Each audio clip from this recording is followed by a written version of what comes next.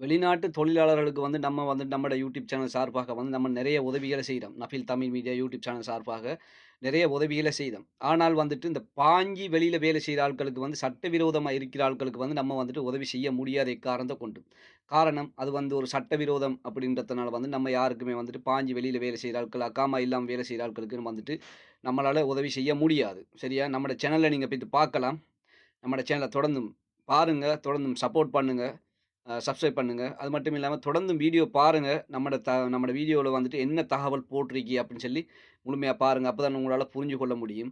அடுத்தது வந்து நான் அண்மையிலேயும் சரி, இப்பவும் சரி சொல்ற ஒரே விடயம் தான். தயவு செய்து இந்த வெளிநாட்ல தொழில் புரியக்கூடிய நபர்கள் வந்துட்டு வீட்டுகள்ல பிரச்சனை இருந்தால், நீங்க வந்து அந்த வீட்டுகள விட்டு பாஞ்சு வெளியில வேலை செய்ய போவானாம். காரணம், நீங்க பாஞ்சு வெளியில வேலை செய்றதுனால வந்துட்டு உங்களுக்கு பல்வேறு பிரச்சனைகள் உங்களுக்கு வரலாம்.